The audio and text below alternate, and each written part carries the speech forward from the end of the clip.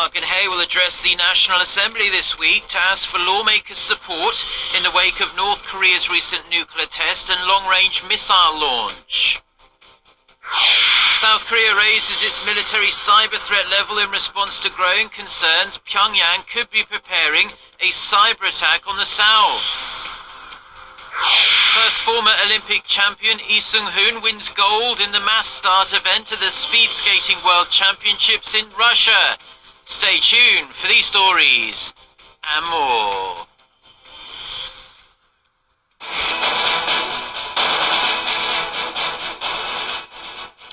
Hello to our viewers around the world. It's 6 a.m. on Monday, February 15th here in Seoul. Thank you ever so much for joining us. I'm Mark Broom. Our top story this morning, President Park Geun-hye will address the National Assembly this week on North Korea's recent provocations. The leaders of the nation's main rival parties on Sunday accepted the president's request to speak at the Assembly on Tuesday morning. Officials say she will likely stress the need for national unity and seek cooperation from lawmakers on bolstering national security in light of the increased tension on the Korean peninsula. President Park is also expected to urge the swift passage of related bills, including one on counter-terrorism initiatives and another on North Korea's human rights. The president could meet with the leaders of the two main rival parties after her speech.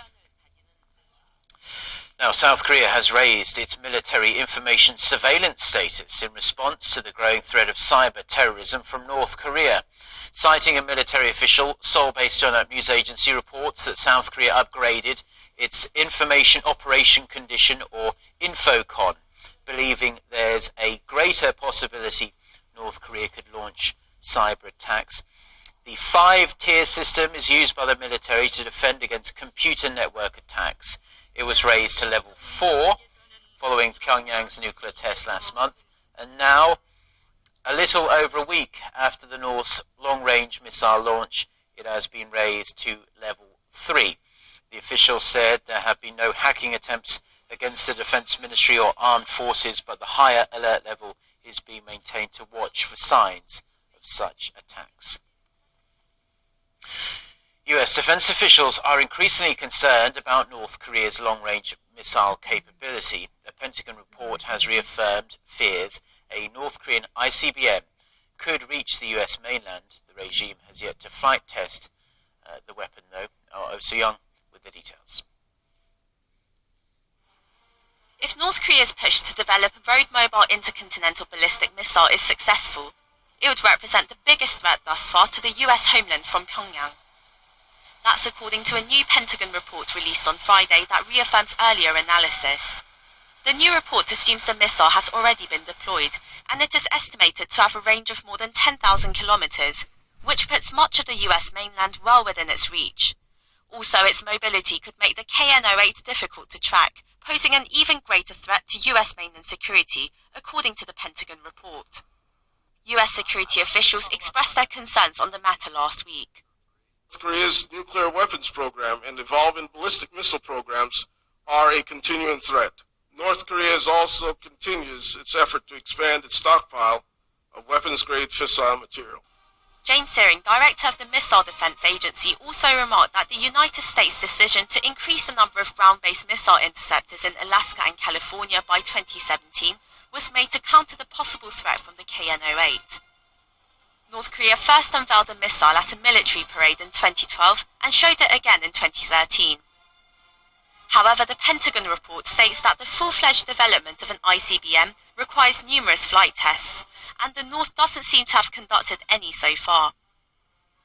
Meanwhile, as part of defense measures against the North's latest long-range missile launch last Sunday, the United States has deployed additional Patriot missiles to Osan Air Base, which is located south of Seoul. The missile system can intercept both short-range missiles and longer-range models such as Scud and Rodong missiles. Oh So-young, Arirang News. Now, Vice Foreign Ministers from South Korea and China will hold talks this week to discuss pending issues between the two countries. Seoul's Vice Foreign Minister Im Sung-nam will meet with his Chinese counterpart Zhang Ye-su on Tuesday in Seoul as the two sides decide what steps should be taken against North Korea following its recent provocations. The The two sides will also discuss other political, regional and international issues surrounding the Korean Peninsula. Seoul and Washington's decision to begin negotiations for the deployment of an advanced U.S. missile defense system called THAAD is also expected to be a hot topic. China is opposed to its deployment, saying it would destabilize the security situation in the region. Now, the South Korean government has moved to reassure South Korean factory owners who had to suddenly pack up and leave the inter-Korean Kaesong industrial complex that they'll be taken care of during this turbulent period. Now, during a special meeting on Sunday, South Korean Finance Minister Yoo Il-ho pledged all-out support for the businesses. Here's what he had to say.